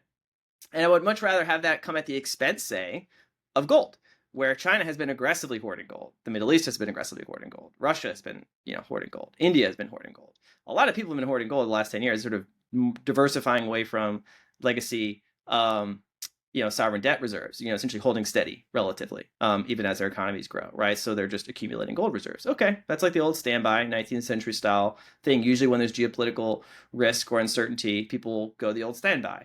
But they're hedging against, gold is kind of is a hedge against humanity in that sense. Like it's a hedge against kind of destruction. It's a total breakdown of the global system. And so our current, policy plan is to double down on the treasury market. I don't have to replay what Luke Roman says, but like that's a pretty high risk play for me, right? Maybe they can thread the needle, right? Maybe there's like a combination of central clearing, standing repo facilities, changing the regulatory treatment of treasuries, stuffing more debt that we print into more and more private balance sheets that are essentially coerced or induced to hold it. Leveraging our geopolitical power to like make more of our friends and allies buy more of our debt, term out their our debt by swapping short-term debt for century bonds, leveraging our geopolitical and military power over them to like make them buy it. Really just like, trying to squeeze as much out of this sort of hegemonic position we have, both monetary and geopolitical sort of hegemonic power, to sort of keep the fiscal engine running, right? But that is going to require, more and more use of those instruments, with probably diminishing effectiveness at the same time that like just the basic exponential math of compounding interest is going to play out. And so I look at this and I say, okay, like there's probably different moves you can play between central clearing, Basel IV, geopolitical coercion, inducements, financial repression, capital controls. You may be able to like run the play, keep squeezing out a few more years, but that seems like a very fragile strategy, right? That's like assuming everything works out, right? It assumes that maybe the adversaries, don't do something quite radical and disruptive. That you are in a position of vulnerability, basically, is my point. And in a position of vulnerability, right, you need to think about what asymmetric strategies can you lean on, that could pay off, in a high risk scenario, right? They essentially have an inverted relationship to your vulnerability, right? It's a sort of barbell. So I think Bitcoin is like a natural barbell, both for individual portfolios. Like even BlackRock is sort of saying that it's like a natural portfolio diversifier. Essentially, it's like a 0.2 correlation to the S&P on a trailing 6-month basis. Gold is like 0.1, right? So it fits in a portfolio, maybe not everything in a portfolio, but there's a rational basis to apportion some of your reserves, or your portfolio holdings to Bitcoin. And I think that argument sort of continues to sort of reflexively reinforce itself, every time an additional person accepts that argument. And so this is, I think, not like a crazy idea. And it's just the question, like, are we going to take advantage of it relative to our adversaries? Are we going to make those smart policy moves, sooner rather than later? Now, again, there's no such thing as a free lunch here, right? Like there are always going to be trade-offs. There's always going to be devil in the details, implementation, and the best laid plan, right? That can be politically contrived or distorted in practice. So I'm under no illusions that like Bitcoin is like this panacea or like this one weird trick to save America, right? It seems a bit hubristic or Panglossian. I think it's a tool. It's a tool that's maybe underappreciated, and it's worth exploiting to our advantage. But I think at the same time, keeping to our values, right? There's hard national security, geopolitical, pressures, and I think in the vacuum, like you could see the convergence of pressures driving a lot of governments around the world towards a less liberal stance to their populations, right? Like this seems to be the natural trend of both increasing concentrations of digital power, financial power, political power, and those are often driven by geopolitical anxiety, geopolitical pressure, right? You need to match up as much as you can with what an adversary is doing. And if that adversary is an autocratic or even totalitarian system that can marshal the full resources of its economy and do civil military fusion like in China, can just sort of gang press anybody into the service of the state, can deploy capital in non-economic ways, but in service of national strategic priorities, say to undercut, different, manufacturing sectors in the West, or to build shipping, capacity that, absolutely dwarfs what we have in the West. That drives anxiety in the West. Like, oh, we need to do something like that, right? We need to have more of a command style economy. We need to ration credit and apportion credit to favorite sectors that are in our strategic interest or even in our crony capital interest. And so I think Bitcoin isn't going to necessarily fix those pressures, but I think it naturally is aligned more towards the orientation of the individual relative to concentrations of power. It gives, in theory, the ability from individuals to self custody their own wealth and hold it in a fashion that doesn't rely on a third party or a trusted intermediary that could exploit them. And I think that's just a good thing to have in a world where there are all these other forces, pushing for concentrations of power in all the other parts of our lives. So that's probably especially acute in the global South, where folks don't have access to trusted, rules of law or banking institutions or, not overtly corrupt, governments. And it's probably a good thing that they have access to a peer-to-peer, settlement system and a hard asset they can save some of their wealth in. This just seemed like I don't think you need to make it's not obviously the resistance money book is great, right? I recommend that, right? And they're very humble. They're not making like this wild, extravagant claims that Bitcoin's gonna take over the world. It's gonna fix everything. It's gonna make art better. It's gonna, it's gonna make more babies. We're gonna go to the moon. It's all these things, right? It's like, great, okay, maybe you could tell a nice story there, but I think you don't need to make that argument. Policymakers just like, this is a sensible course of action. We could just make marginal changes to our current stance towards Bitcoin, and it could pay off, pretty positively for our national security and liberal values. Seems like a win-win. Now there are downsides you have to then mitigate. Obviously, criminal ransomware, it just is a phenomenon that only really emerged because you had digital assets, right? Because you can then essentially ransom anyone on the planet and get paid with large amounts of money. And that just is a thing, right? I deal with that all the time. Most of my clients, worry about ransomware, right? It is a scourge. It just is, right? So you just have to be you have to be objective, right? And be like, yes, the world is not painted, black and white. There are shades of gray, and you have to do a strategic assessment, balancing all these different, costs and benefits, and then trying to make policy decisions that mitigate the costs and maximize the benefits. And I think we can do that in a pretty sensible way. I don't know, I feel like I'm not making a radical, set of claims here, but because it's Bitcoin, it's kind of this weird new thing. It's kind of it's like this shiny object. It seems kind of crazy. It's like same thing with UAPs because these are all just socially coded. But I think the actual underlying, approach is just, you have to be, rational and balanced. It's ultimately a very sensible approach, right? And even, okay, you look at Bitcoin specifically, this is something that if you are a free society with a liberal, in the truest sense of the word, liberal government, it is perfectly aligned with that. It is aligned with individual liberty. It is aligned with personal autonomy, uh, getting people along that spectrum of sovereignty towards becoming, more sovereign themselves, not being as reliant on centralized entities. If you are a dictator, if you are an authoritarian, if you are a totalitarian, it is very much not aligned. Like, it is not good for you. Bitcoin is not good for you. That is a destabilizing force.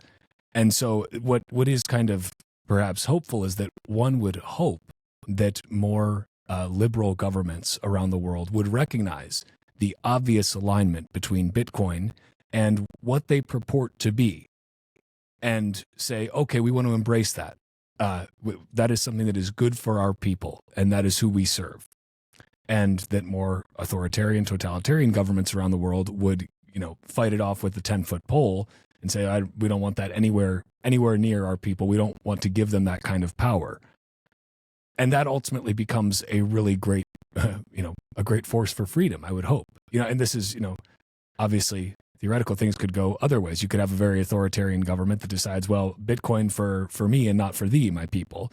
We're going to mine it as a nation state, but I'm not going to allow you as my citizen to hold any Bitcoin. So you could see, but again, Bitcoin's money for enemies, right? It's money for anyone. That's kind of the beauty of it. But as you said, it's used by criminals, it's used by thieves, and it's used by freedom fighters and activists, and your Uncle Jim, and your 12-year-old nephew, and whatever else, because Bitcoin doesn't care. But that's kind of the beauty of it. But I am very curious to see in these next few years, because it feels like that Overton window has shifted. It is in the political discourse.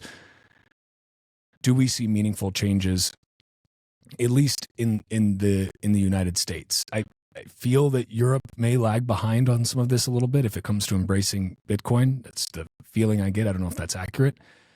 But in the United States, I mean, I'm curious, do you think that it starts to become a politically untenable position to be anti-Bitcoin? You've already seen, it seems that Elizabeth Warren doesn't have many people in her corner these days, and her anti-crypto army seems to have had some attrition, let's say. Do you think that becomes a pretty untenable position to be vocally anti-Bitcoin in the years to come? Or are we going to see a renewed surge depending on who's in office? Does that even make a difference? I mean, it sounds crude, but honestly, I think the dominant variable in that question is price. It just is, right? When the total market cap of Bitcoin is, I know that market cap, the term doesn't necessarily apply, but the total valuation, say at present, whatever price is, say 100 billion, like politicians don't really care that much, right? It's like a niche thing, right? When it's a trillion, some people start to pay attention. Right now, it's like, oh, this is like a serious thing. Like, one, there's lots of campaign donations I can get out of it. There's potential for, constituencies in my district to have like a material portion of their wealth now exposed to this thing. It just matters more. And the things that, when something matters more, politicians pay more attention to it, right? And so I just think like that's basically the one variable, right? So if Bitcoin doubles or triples or quintuples, then I would expect like a commensurate increase in like its how politicians have to respond to it, right? And I think to first order though, it's like, Elizabeth Warren, like her basic argument doesn't scale, I think, right? With that, right? It's a fixed dynamic, right? There's like a certain number of people that just fix their attitudes, they just don't like it for all the different canards, right? Whether it's sanctions evasion, drug trafficking, boiling the oceans, etc. But I don't think that like that's going to scale necessarily as like a political dynamic. But if a lot of Americans hold Bitcoin and Bitcoin is worth 5 or 10 times as much in the next 5 or 10 years, well, then like the political force is like scales equivalently, right? In terms of campaign donations, in terms of the number of people that now have serious skin in the game, in terms of making sure the politicians don't F it up, right? And actually now, and then that sort of, I think that plays out at every different scale, right? So then the national security community, the folks in leadership have to then treat it now much more seriously, because now it becomes a topic of conversation, say, in our economic policy making, right? If we, for example, then, these things all start to cascade. If we then have to make decisions about, becoming much more objective or more structurally positively disposed for Bitcoin, it could be done through like official policy, say the establishment of a strategic Bitcoin reserve, right, which is now a policy proposal that's been put on the table and considered by a leading presidential candidate. Well, China has to look at that and be like, oh, well, I didn't have that as a policy question that I have to answer internally in my bureaucratic system. Now it is one that I have to answer. Now there has to be a bunch of white papers being written and reports and even intelligence collection being tasked to figure out, are the Americans serious about this Bitcoin thing? Like, what are they talking about? Like, what would that mean? And then a bunch of policy people and intelligence officials and people inside the Chinese system have to like start moving, start to doing stuff, right? And that didn't, and then okay, well then that's like a 0 to 1 thing, right? It was a question maybe they were not really answering at a serious level, and now it is. And then that just established a predicate for then whatever might come next. And I just think that's just the flywheel that we're on, or that kind of that staircase that we're climbing. Um, but I don't expect like the opponents of Bitcoin to just like give up their swords and just lay down and defeat, right? I don't expect like Bitcoin to just like stream to the mountaintops, in an unopposed victory, right? So like this is not this sort of oppositional like it's a heightened dynamic for the political force because people that have strong opinions, both Bitcoin maximalists and like the Elizabeth Warren anti-crypto army, they have the strongest opinions and they're going to make those opinions known on Twitter and in the public sphere. But like there's a silent majority of people, including a lot of people that own Bitcoin, that aren't like, strident about it, right? And they just want to have like, drop their kids off at school and like have low taxes and economic growth and have like their portfolio, which now includes Bitcoin, like not be screwed over by politicians, right? It's kind of like you got to like model the median voter, right? in a lot of these things and like consider the impact of Bitcoin's, development on the median voter, right? Who's got other things to care about and is like Bitcoin is just like tips in a slightly maybe different direction for them. And so yeah, like structurally, I'm like very bullish on Bitcoin for a lot of different reasons, both macroeconomic as well as sort of endogenous reasons to the technology and its value proposition. I don't have price predictions by any means, but I think those will translate into policy shifts that will be positive to Bitcoin over the long run. There are those scenarios that keep me up at night, which are like where like it all racks in the wrong direction, right? Where like we don't get smart and have like serious policy debate internally now, and some of our adversaries get ahead of it, and some of them, say in the Emirates, say the Saudis with China, maybe even the Russians or the Iranians play along on this, and for many different reasons, maybe they decide to like be a bit more aggressive, and maybe there's a bunch of other hidden sources of wealth in the world that dump a lot of money into Bitcoin and acquire large positions. And Bitcoin does disruptively monetize, right? In a way that the US government feels is like advantaging like the wrong people, right? Then you could reach a point where like, I wouldn't say they're not be able to like take down the network or anything, but there could be a much more like hostile stance. And national security capabilities could be brought on to target our adversaries' positions, and it could get that's a scenario I would not like to see happen, right? But like for me, the worst case scenario is like where we sort of drop the ball, adversaries pick up the ball, and lots of other money that's sort of maybe in the middle, rolls in, and like the worst possible position is like there's a phone call, from somebody who's just looking at the Bitcoin chart and it's like this thing just gapped up to like whatever, right, overnight. Like what the hell, right? What's going on? Like, and the first thing policymakers and national leaders don't want to have happen is like something they don't understand, something they weren't prepared for. That seems like problematic for them, right? Like if we have a lot of Bitcoin, both as a country as well as our companies, then like if that were to happen, it'd be like, listen, boss, like the average net worth of every American just like went up. Nothing to worry about. We're good, right? Go back to sleep. But if we don't have that, we've moved it all offshore, or a lot of its, adoption is taking place offshore, and then that happens, then it's like, uh-oh, like we've got a problem, right? The bad guys, the bad people, they're making lots of money. And this could like be a vote of no confidence in the dollar system. And we need to make that stop. We need to use other instruments of national power to like slow that down, right? And like come up with solutions for me, NSA, right? Like come back to me with some courses of action that I can approve that are just about making this, this green line on the chart turn into a red line, right? That's my tasking to you. Figure out how to do that, right? I would not want to have that happen. And I think that's what, again, I don't think it's like existential by any means, but it's just like there's a better way, right? That if we can steer the better way, that's a better way, right? And I certainly wouldn't want, a bunch of Emirati sheiks and corrupt CCP officials and offshore oligarchs, get really wealthy as Bitcoin monetizes. I think some of them will, obviously, right? That's just the nature of the beast. A lot of people make money when gold goes up or when Apple stock goes up, including a lot of bad people, right? It's just the nature of global capitalism. um, but I want, more, especially more like non-oligarchy Americans to like hold Bitcoin. Just I think it's better if more people hold it.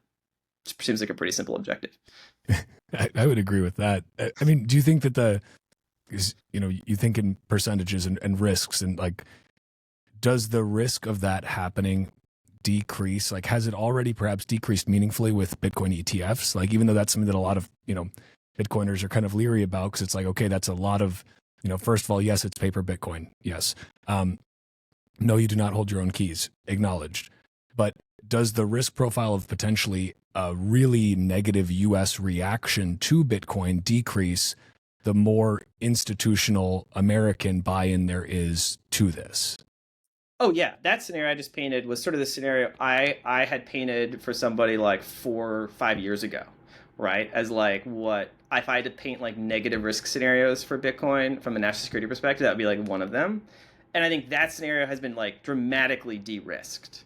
Especially, as not just the ETF, but a whole bunch of other kind of more institutional, obviously the MicroStrategy stuff, and more the institutional, the more pension funds hold some of it, college endowments, like, these are all just pieces of the system then that will go like, wait a second, bro, like, no, like whatever you're cooking up over there, like, kill it, like this is my money you're effing with, right?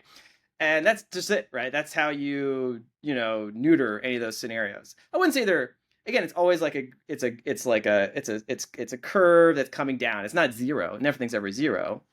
And so you just have to like always, this is probably why also like, Bitcoin's present price essentially is discounting all that future uncertainty, right? And so it's not a fully rational market where all this information is being completely priced in. But that's why I think at least on a structural basis, these things do tend to de-risk those scenarios. So, but yeah, I mean, maybe it's like people think call me a bear, or whatever. Like I just like my whole life is thinking about like war and cyber attacks and disaster scenarios. Like this is like professionally, psychologically, I always think about like what's the worst case scenario, right? A whole, it's like great. It'd be great if Bitcoin just, seamlessly monetizes to millions of dollars per Bitcoin. Great, that's fine. Like that scenario happens. Like I have nothing to worry about. This doesn't not even a scenario worth really thinking about, right? But it's like not. It's likely going to be more of a messy journey there, right? And like I just don't think it's going to be a like there's a scenario where Bitcoin ends up at 5 million, say, in like 20 years, and that happens like in a sort of an orderly process, right? With like mini bull runs, whatever, along the way. But it kind of seems like natural that it got there over a long period of time. And then there's a scenario where it's just like a boop, right? And that's usually means something else is happening in the world that's like not great, right? Where there's other sorts of chaos, war, financial issues, hyper like there's lots like that usually is an indicator that like the system has had a heart attack, right? And it's flat. It's like it's going through some sort of convulsion, and so it's great. Yeah, Bitcoin is high, but like, okay, well now I got to worry about what else is happening besides the chart. Like that matters a lot more to like life and survival. So it's like, okay, it's not just the number, right? It's like the endogenous system, the other systems that this is now an indicator of. Yeah. So like I think that yeah, it's a relatively novel thing, so a lot of policymakers don't really understand how to think about it. And honestly, there's lots of existing systems that some would win. BlackRock is trying to make themselves a winner there. Like they're all in on tokenization. That's their whole thing. That's going to be the thing. BIS is all about tokenization. Project Agora. You know, like people think that Bitcoin. Like I think there's a realistic scenario here that like Bitcoin monetizes beyond the wildest dreams of the early cypherpunks. And yet the existing systems of power and like financial crony capitalism continue to, dominate the global system. like I think you could have this kind of Pyrrhic victory from an ideological sense, and that Bitcoin is going to defeat the banks, the kind of Occupy Wall Street idea, the crony capital system will be it'll be destroyed from within. I don't know, man. Like I could see a scenario where Bitcoin quote wins, and nothing really changes in terms of the structures of power that dominate most people's lives. And that's why I think people just this is why I think like in terms of Bitcoin as a bundle of technologies that people should focus on, not crypto technologies, but like privacy and like pro individual technologies, right? Like AI that you can self host and not send all your data out to some giga cluster, right? That you have a self-hosted wallet that you can reliably trust, that you can make decisions about your own finances and your own life in a way that doesn't entirely turn you into just like a neo-feudal digital serf. These are just things I think we should invest in. And the U.S. government even invested in a lot of like privacy preserving technologies. Like they invented Tor, right, for intelligence purposes. The Onion Router network, and that was used for lots of bad people, right? Lots of child predators and people doing horrific things have taken advantage of that, right? The U.S. government though is like it's still maybe better to have such a thing exist, right? To allow communications into authoritarian internet systems. A lot of people get access to information. Generally speaking, if you believe in your system, that an open system is better than a closed system, that like democracy and liberalism is better than like authoritarian totalitarianism. Like if you just believe those things are better and were more effective over time than like promoting technologies that are aligned with that, yeah, there's going to be bad guys using them, but like you have to have some confidence that like your system is better, that this is just going to work better. And I don't know. I detect sort of a sense of like a crisis of confidence in our elites now that they don't actually think this tendency towards more more autocratic impulses is not out of like some malign master plan. I think it's just out of like this anxiety that like uh, actually China's authoritarianism actually just works better, right? This sort of that what if the bet on democracy was just a bad bet, and that in fact their commitment to democracy wasn't really out of any sort of moral or political ethos. It was just a convenient political, economic, temporary deal after World War II to kind of like appease the peasants and kind of bootstrap a middle class. And then once we did that, we no longer care. So I think there's some people that actually think about that. They're just like, all right, well, time to rug pull democracy and just go toe to toe with China's authoritarianism with a more techno Western sort of authoritarianism. I would oppose that. And I think Bitcoin is an important piece of kind of building a technological stack to oppose that. But I don't think it's the only thing. Right? I think you need to like invest actually in privacy preserving technologies. And parts of the government actually like say this is their mission. Like both State Department, human rights, as well as other parts of the government actually invest in and subsidize development of what they call privacy preserving technologies because they recognize that like they don't want to have their citizens be just plugged into this capitalist surveillance techno panopticon where everything they do, say, and buy is just consumed by these AI engines to exploit them for profit. Like, yeah, Yeah, there you you go. had a great quote in it was a 2022 report that you did for Bitcoin Policy Institute with David Zell, which was a modern authoritarian regime is only as strong as its control over information and capital. And I thought that was just a really succinct point there. And again, I have a lot of hope because Bitcoin exists and because there are these other freedom technologies available. And I hope that policymakers uh, do choose that side of things because obviously there's pulls in both directions. But we've run for a while here. I want to be conscious of your time here. Do you have time for one more completely unrelated to anything question, which is a short one? Yeah, I got like one more minute. Okay. What are you reading right now, and would you recommend it? I am reading. Ooh, let me look at my shelf here. Uh, there's a few things. So, fiction book called Phantom Orbit by David Ignatius. It's good. It's kind of a spy thriller about China, space. A good sort of just like beach read that I'm now catching up on. In terms of nonfiction, it's actually a book I just read. It's called Why by Philip Goff. He's a philosopher. Really interesting perspective, kind of on some of these like more fundamental questions, like is there purpose to the universe? On the other shelf, I think I have way too many books here. Which one did I? Oh yeah, so There's a good book called Nuclear War by Annie Jacobson. I was just finishing that up about kind of the structure of the nuclear kind of system that we've constructed. It's a bit terrifying. And she has really good sources for that book. So yeah, those are some good ones. If you want like a good UAP book that I always recommend, folks, I read it a while ago, but I reread it like pretty often. It's called The Kryptos Conundrum, and that's by a Okay. former senior CI officer. He actually wrote it before this whole UAP thing became a thing, like back in like 2011, 2012, and it's his only book. It's got a great sort of weird sci-fi plot. I recommend it. There's some. I just think it's worth a read, I would say. Okay. Yeah, he had a very interesting career in the CIA. I recommend it. I'm gonna have to check that out. Well, Matthew, I know you got to run. Thank you for taking this time. Bitcoin is scarce, but Bitcoin podcasts are abundant. So thank you for sharing your scarce time with me on this one. I'll link Bitcoin Policy Institute and also your Twitter in the show notes. But really, thanks so much for your time. Thanks for having me, man. Next time.